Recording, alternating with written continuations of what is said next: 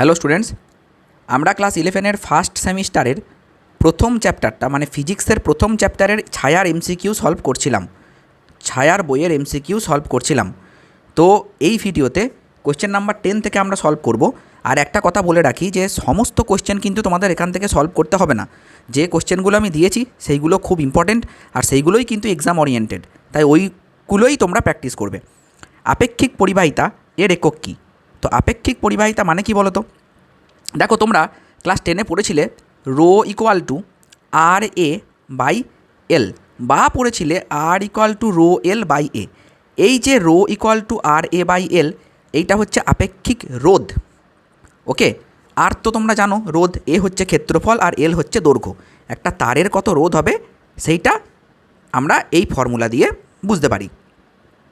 এবার দেখো এর একক কী হবে। এর একক হচ্ছে গিয়ে ওহম, ক্ষেত্রফলের একক মিটার স্কয়ার, আর নিচে হচ্ছে গিয়ে একটা মিটার, তাহলে ওহম মিটার। এটা আপেক্ষিক রোধ বলে ওহম মিটার। যদি বলে যে আপেক্ষিক পরিবাহিতা, আপেক্ষিক পরিবাহিতা, তখন এটা কী হবে? উল্টে যাবে, ওহম ইনভার্স মিটার ইনভার্স, আর যদি সিজিএসে দেয় তাহলে এইটা ওহম ইনভার্স সেন্টিমিটার ইনভার্স। আশা করি ক্লিয়ার। ওকে, এবার আমরা চলে যাব নেক্সট কোশ্চেনে। নেক্সট কোশ্চেন বলছে, দেখো, যদি বল, দৈর্ঘ্য এবং সময় মৌলিক রাশি হয় তাহলে ভরের মাত্রা নির্ণয় করো। দেখো, মৌলিক রাশি কোনগুলা? দৈর্ঘ্য, ভর, সময়। কিন্তু ওরা বলছে তোমরা মৌলিক রাশি ধরো এইগুলাকে, এই তিনটেকে দিয়ে ভরের মাত্রা বের করো। এবার তুমি বলবে, দেখুন স্যার, ভরের মাত্রা তো এটা আমি জানি। এবার ওরা যেহেতু বলছে যে বলের আর দৈর্ঘ্যের আর সময়ের মাত্রা হিসেবে বের করতে, তাহলে এইখানে আমি বলের মাত্রা লিখব। বলের মাত্রা কত? M L T to the power -2, তার মাথায় এক্স দেবো। ঠিক আছে, দৈর্ঘ্যের মাত্রা লিখব, তার মাথায় এক্স ওয়াই দেবো। আর সময়ের মাত্রা লিখব, তার মাথায় জেড দেবো। ঠিক আছে, এগুলা সব কিছু নিয়ে কার মাত্রা হবে? ভরের মাত্রা হবে। তাহলে দেখো, এইটা হবে M to the power x, L to the power X plus Y, T to the power -2x plus Z. Okay, এবার কম্পেয়ার করো।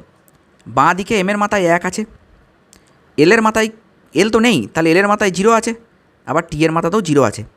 তাহলে x equals to 1, x plus y equal to 0।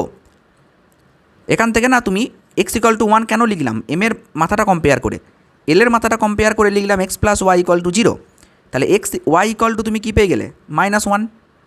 এবার এইটাকে দেখো, -2x প্লাস জেড, তো -2x plus Z equal to 0। তাহলে Z equal to কত? 2x। তাহলে 2 × 1 ইকুয়াল টু 2। ওকে, তাহলে এইটা তো বলের মাত্রা, এটা তো এফ, তাই না? এটা এল আর এটা টি। তাহলে মাত্রা কি হবে? এফের মাথায় এক্স মানে এফ টু দি পাওয়ার 1, এলের মাথায় ওয়াই তার মানে -1, আর টি এর মাথায় জেড মানে স্কোয়ার, এফএল ইনভার্স টি স্কোয়ার। কোন অপশানটা মিলছে দেখো? FL inverse T square, option A. তারপরে একটি সরল দোলকের দোলনকাল বলা আছে, কিভাবে নির্ভর করে তার উপর সেটাও বলা আছে। M to the power x, L to the power y, আর G to the power z. তাহলে এক্স ওয়াই জেড কত হবে? তাহলে তোমাকে লিখতে হবে যে টি তো টি না, টি তো চেঞ্জ হবে না, তাহলে টি এর, আর কে তো ধ্রুবক, তো ধ্রুবককে নেওয়ার কোনো দরকার নাই, একে তুমি না মানে নেই ভাবতে পারো। তো এমের মাথায় এক্স আছে, এল তো দৈর্ঘ্য, মাথায় ওয়াই, আর জি হচ্ছে অভিকর্ষজ ত্বরণ, ত্বরণ তো না, তাহলে এল টি -2 তার টু দি পাওয়ার জেড। এইবার দেখো, তুমি যদি এমটাকে দেখো, M to the power x, L to the power y plus z, আর T to the power -2z। এবার কম্পেয়ার করো। স্যার, বাঁ দিকে তো এম নেই, তাহলে x equals to 0, y plus z equals to 0, আবার -2z ইকুয়ালস টু 1। বোঝা গেল কি বললাম? তাহলে জেড ইকুয়াল টু কত? -1/2, তাহলে ওয়াই ইকুয়াল টু কত? +1/2। ব্যাস, অ্যান্সার বেরিয়ে গেল। তাহলে x equals to 0, y equal to +1/2, আর z equal to -1/2। Option D. বোঝা গেল? একদম ইজি। নেক্সট কোয়েশ্চেন, কৌণিক ভরবেগের মাত্রা। দেখো, এই কৌণিক ভরবেগ যে কী জিনিস তোমরা এখনও সেটা জানো না, শুধু ফর্মুলাটা মনে রাখো, এম ভি আর। এম হচ্ছে ভর, ভি হচ্ছে বেগ, আর আর হচ্ছে ব্যাসার্ধ। ব্যাসার্ধ মানে দৈর্ঘ্য আর কি। তো এইটা পড়বে তোমরা, এর পরে আছে, মানে পরের চ্যাপ্টারগুলোতে আছে। তাহলে এমের মাত্রা কি?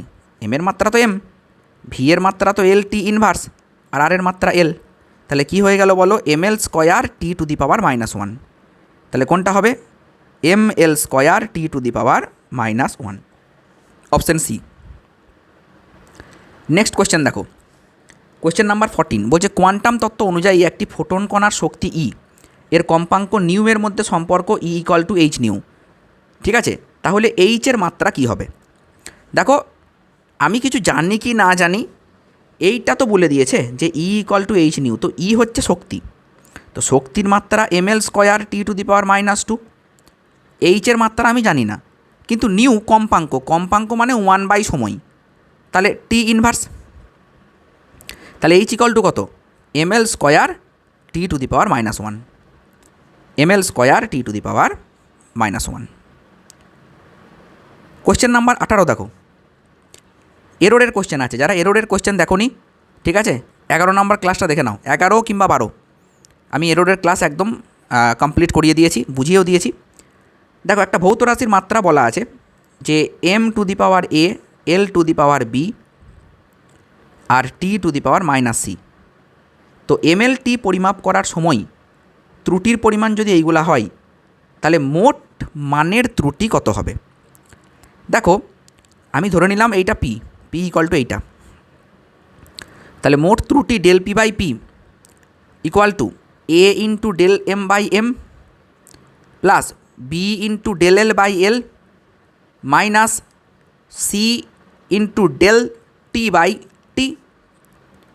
এটাকে তুমি যেমন আছে রাখো, ওরা বলে দিয়েছে এম পরিমাপের ত্রুটি আলফা, তাহলে A into alpha plus B into beta আচ্ছা মাইনাস কেন হবে, হ্যাঁ মাইনাস হবে কারণ মাথায় যেহেতু এটা মাইনাস আছে, মাইনাস সি ইন্টু গামা, ব্যাস এত পার্সেন্টেজ। তাহলে কোনটা হবে, অপশান। আচ্ছা এইটা দেখবে আগের ক্লাসে আমি ক্লিয়ার করেছিলাম যে যদি মাথায় মাইনাস থাকে, আমি বলেছিলাম কি বলিনি এটা মনে নেই এক্স্যাক্টলি, তাহলে এই অ্যাকচুয়ালি এখানে না আমি এটা লিখিনি পুরোপুরি, এইগুলা কিন্তু মডের ভেতরে হয়। হ্যাঁ মড, এই মড হচ্ছে এমন একটা মেশিন যে সংখ্যাটাকে পজিটিভ করে দেবে আমাকে, তাহলে এখানে মাইনাস কিছুই হবে না, যদিও বা মাইনাস থাকতো তাহলে মড হয়ে যেত, বোঝা গেল? সেই জন্য এখানে অ্যান্সারটা কিন্তু মাইনাস দিয়ে হবে না। তাহলে কি হবে বলো তো, এটা হবে A alpha plus B beta plus C gamma, এখানে মাইনাস কোনো দিনই হবে না, মানে কোনো ফর্মুলাতেই। ঠিক আছে, তাহলে এত পার্সেন্টেজ হবে অ্যান্সার। এবার দেখো নেক্সট কোয়েশ্চেন কী বলছে। নেক্সট কোয়েশ্চেন বলছে একটি তারের ভর, প্রস্থচ্ছেদের ব্যাসার্ধ এবং দৈর্ঘ্যের পরীক্ষালব্ধ মান তোমাকে বলা আছে। বলছে এই তথ্য অনুযায়ী তারটির উপাদানের ঘনত্ব নির্ণয়ে সর্বোচ্চ ত্রুটি কী হবে? একটা তার দেখতে সিলিন্ডারের মতো হয়, তো এই তারের ক্ষেত্রফল কত হয়, পাই আর স্কোয়ার, আর দৈর্ঘ্য হয় এল, তাহলে এর যে আয়তন, সেই আয়তন কত হয়, আয়তন হচ্ছে কি পাই আর স্কোয়ার এল। এবার যদি তোমাকে বলি ঘনত্ব রো বা ডি, ডি ধরো, তাহলে কি হবে, ঘনত্ব সমান ভর বাই আয়তন, তাহলে M by pi R square L. ঠিক, ফর্মুলা তুমি পেয়ে গেলে। এইবার তোমাকে যদি বলি যে ঘনত্ব ত্রুটি নির্ণয় করতে তুমি কি করবে, ডেল এম বাই এম করে দেবে plus 2 into del R by R করে দেবে plus del L by L করে দেবে, ব্যাস হয়ে গেল। এবার বসাও ডেল এম বাই এম মানে হচ্ছে গিয়ে দেখো, আর দেখো এটা কিন্তু পার্সেন্টেজ করতে হবে, সর্বোচ্চ ত্রুটির পরিমাণ, তাহলে ইন্টু 100% হবে, সবার সঙ্গে 100 গুণ হবে, তাহলে দেখো 0.003 বাই 0.3 ত্রুটি বাই আসলটা লিখলাম এমের ক্ষেত্রে ভর, 2 ইন্টু ডেলার ব্যাসার্ধ বলে দিয়েছে 0.005 বাই 0.5 প্লাস ডেলেল 0.06 বাই 6, এই সবগুলোর পরে কিন্তু 100 গুণ হয়ে পার্সেন্টেজ হবে। যখন তুমি 100 গুণ করবে না, তখন দশমিকটা কিন্তু এক ঘর করে সরে আসবে। তাহলে কি হবে বলো তো, এই 100টাকে তুমি যদি ভেতরে গুণ করে দাও অলরেডি, তাহলে এইটা কেটে যাবে। কেন কেটে যাবে আমি একটু বোঝাই, দশমিকটা কিন্তু এখান থেকে 2 ঘর সরে এখানে চলে আসবে, মানে 0.3 হয়ে যাবে, কেটে যাবে, এটাও কেটে যাবে, আবার এটাও কেটে যাবে। তাহলে কত হলো বলো তো, এখানে কিছু নেই, মানে 1 2 আর 1 3, তাহলে উত্তর হয়ে যাবে 3%। ওকে, 3% হবে উত্তর। পরের প্রশ্ন দেখো, যদি কোনো বস্তুর ভরবেগ পরিমাপের ক্ষেত্রে ত্রুটির পরিমাণ 50% হয়, তবে গতিশক্তি পরিমাপের ক্ষেত্রে ত্রুটি কত হবে? দেখো ভরবেগ কে ইকুয়াল টু জেনারেলি হয় হাফ এম ভি স্কোয়ার। এবার ডেল কে বাই কে তোমাদেরকে শিখিয়েছি আমি আগের ভিডিওতে, del M by M plus 2 into del V by V. Okay, তাহলে দেখো আমি যে টপিকগুলোর থিওরি ক্লাস নিয়েছি আমি কিন্তু সেইগুলোরই এমসিকিউ তোমাদেরকে করাই। তাই থিওরি ক্লাসটা একবার দেখে তারপরে এমসিকিউ করবে, দেখবে অসুবিধা কিছু হবে না। তো ভর পরিমাপের ত্রুটি তো বলা আছে, হ্যাঁ কত বলেছে? ভর বেগ পরিমাপের ত্রুটি। ও তাহলে তো এটা হবে না। এই ফর্মুলাটা ঠিক আছে, কিন্তু কোয়েশ্চেনে দেখো একবারও কোথাও বলেনি যে ভর পরিমাপের ত্রুটি এত পার্সেন্ট, বেগ পরিমাপের ত্রুটি এত পার্সেন্ট, বলেছে কি? বলেনি, একবারে ভর বেগ বলে দিয়েছে। তাহলে গতিশক্তির সঙ্গে ভর বেগের সম্পর্ক আমাকে আগে জানতে হবে। কত না, K equal to P square by 2m, যেখানে পি হচ্ছে ভরবেগ। এইবার তুমি যদি ডেল কে বাই কে করো তাহলে দেখো এটা আসবে 2 into del P by P plus del M by M, মাঝে কিন্তু কোথাও মাইনাস হবে না। বোঝা গেল কি বললাম? ক্লিয়ার? এইটাতে বলেছে কোনো ত্রুটি নেই, তাহলে এটাকে ছেড়ে দাও, দরকার নেই। তাহলে ভরবেগ পরিমাপের ত্রুটি যদি 50% হয় তাহলে 2 ইন্টু 50 ইকুয়াল টু 100%, এইটা হবে উত্তর। হ্যাঁ, এখানে অ্যান্সারটা ভুল আছে, এখানে 125% উত্তর আছে, কিন্তু এটা হবে না, কারণ এখানে ভর পরিমাপের ত্রুটি কিছু বলা নেই। বুঝতে পেরেছ? তারপরে দেখো সঠিক তাৎপর্যপূর্ণ অঙ্ক সংখ্যায় এত সেন্টিমিটার এবং এত সেন্টিমিটার রাশি দুটোর যোগফল কী হবে? দেখো তুমি যদি এটাকে যোগ করো, কী করে করবে যোগটা সেটা আগে দেখতে হবে তোমাকে। যোগটা কী করে করবে দেখো, তুমি একটা পেয়েছো 4.5 × 10 স্কোয়ার আর একটা 10 কিউব, ওই যেটা 10 কিউব আছে না ওইটাকে স্কোয়ার করে নাও, নাহলে তো হবে না। তাহলে 67.5 আর এইটা আছে 4.52। ওকে, তাহলে 2 10 8 9 10 11 12, একের সঙ্গে 6 7, এইটা হবে। আর দুটোতেই যেহেতু ইন্টু 10 স্কোয়ার ছিল তাহলে এরপরেও কিন্তু 10 স্কোয়ার লেগে যাবে, কিন্তু এই উত্তরটা হবে না। ওরা বলছে যে রাশি দুটো যোগফল তাৎপর্যপূর্ণ অঙ্ক সংখ্যায় নিয়ে এসো। যোগফলের সময় আমি দেখব যে কম তাৎপর্যপূর্ণ সংখ্যা কোনটাতে আছে। দুটোতেই আছে 3টে করে, তাহলে এখানেও 3টেকে রাখতে হবে, কিন্তু আছে এখানে কটা? 1 2 3 4, 4টে আছে, তাহলে হবে না। তাহলে 72.0 ইন্টু 10 স্কোয়ার, এইটা হবে উত্তর। এইটাকে লিখবো না, কারণ 3টে তাৎপর্যপূর্ণ সংখ্যা আমি লিখব। ঠিক আছে, কম যতগুলো থাকবে ততগুলো লিখব। এখানে দুটোই যেহেতু সমান আছে, 3টে আছে, তাই এক্ষেত্রে 3টে।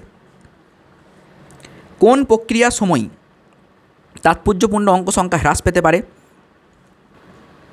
তো উত্তর হয়ে যাবে বিয়োগের সময়।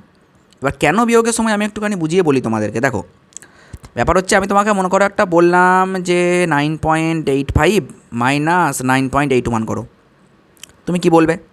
স্যার বিয়োগ করলে আসবে 0.04। এখানে কটা সিগনিফিক্যান্ট ফিগার? 3টে। এখানে কটা? 3টে। এখানে কটা? একটা। ঠিক আছে, বিয়োগ চলে গেল তো কী করা যাবে? তাহলে 3টে থেকে একটা হয়ে গেল। বোঝা গেল? এবার দেখো নেক্সট কোয়েশ্চেন বলছে, একটি আয়তক্ষেত্রে দৈর্ঘ্য বলা আছে এবং প্রস্থ বলা আছে, এর ক্ষেত্রফল সঠিক তাৎপর্যপূর্ণ সংখ্যায় কত হবে? আচ্ছা একটু শেষ করে দিই। দেখো তুমি যদি দৈর্ঘ্য আর প্রস্থ থেকে ক্ষেত্রফল বের করতে চাও তাহলে কি করবে? 4.234 ইন্টু 1.05 করবে। আগে গুণ করো। স্যার এত বড় গুণ কী করে করব? দেখো প্রথমে তুমি ভাবো দশমিক টশমিক কিচ্ছু ভেবো না, মনে করো দশমিক নেই। তাহলে এটা কত আছে? 100 + 5 মানে 105। তাহলে 4 2 3 4 ডবল শূন্য 100 দিয়ে গুণ করলে কত হয়? দুটো শূন্য বেড়ে যায়। এবার 5 দিয়ে গুণ করো। 5 4 20, 5 3 15 আর 2 17, 5 2 10 আর 1 11, 5 4 20 আর 1 21 দিয়ে যোগ করে দাও। 0 7 5 4, 2 আর 2 4 আর 4, এইটা হলো দশমিক। 1 2 3 4 5, 1 2 3 4 5, এইখানে দশমিক হওয়ার কথা ছিল।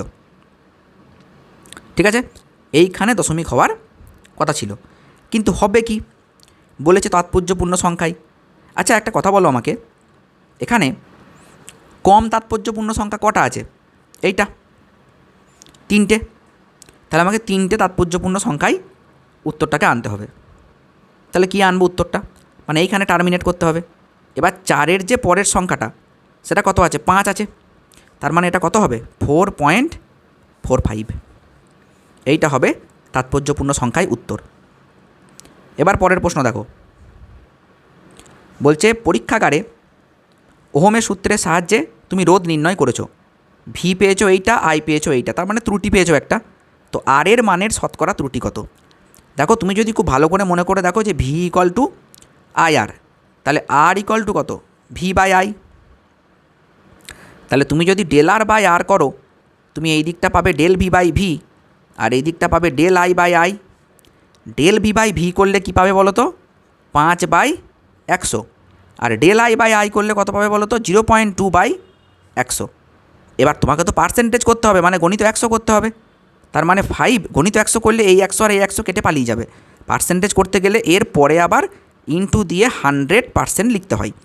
তাহলে 100 তো কেটে পালিয়ে যাবে, তাহলে 5 আর 0.2 যোগ করলে কত হয়? 5.2%। বোঝা গেল কি বললাম? 5 আচ্ছা, এখানে অ্যান্সার আছে 7%। কেন এরকম আছে একটু দেখতে হচ্ছে তাহলে। ও হ্যাঁ হ্যাঁ হ্যাঁ, একটা ভুল লিখেছি বটে। এই দেখো এখানে আয়ের না 10 আছে, আমি 100 ভেবে নিয়েছি। তাহলে এখানটা কী হবে? এখানে 10 হতো। তাহলে এখানে যদি 10 হতো তাহলে তুমি এটা লিখতে তো। এবার এরপরে কী হতো বলি, 10 হলে 100 তো কাটতো, এটা 5 হতো। আর এখানে 10 10-এ 100, তার মানে এটা 0.2টা 2 হয়ে যেত, কারণ এই 10 দিয়েতে 100টা কাটতো। তাহলে 10 10-এ 100 হতো, আর 0.2 ইন্টু 10 মানে 2। তাহলে 5 + 2 মানে 7%। আশা করি ক্লিয়ার। বেশ, ইরেজ করে দিলাম। এবার দেখো সার্বজনীন মহাকর্ষীয় ধ্রুবক জি এর মাত্রা কী? এটা জানতে গেলে তোমাকে একটু আগের ক্লাস রিমাইন্ড করতে হবে। দেখো জি ইকুয়াল টু, আমরা জানি আগে জি ইকুয়াল টু না জেনে এফ ইকুয়াল টু কত জানো? এফ ইকুয়াল টু দেখো মনে পড়ে কিনা জানি না, GM1M2/r²। দুটো বস্তু, একটার ভর M1 আর একটার ভর M2, এদের মাঝের দূরত্ব যদি আর হয় তাহলে এইটা হচ্ছে ক্রিয়াশীল বল। তাহলে এখান থেকে তুমি এটা বলতে পারো জি ইকুয়াল টু FR²/M1M2। এফ কত? mL/T⁻²। আর কত? এল, তার মানে L², M²। কেটে গেল, তাহলে কত দাঁড়ালো? M inverse L³ T⁻²। M inverse L³ T⁻²। I think clear. Okay, তো চলো এতদূর পর্যন্তই থাক। 27 পর্যন্ত কোয়েশ্চেন আমরা সলভ করলাম। দেখা হচ্ছে নেক্সট ভিডিওতে।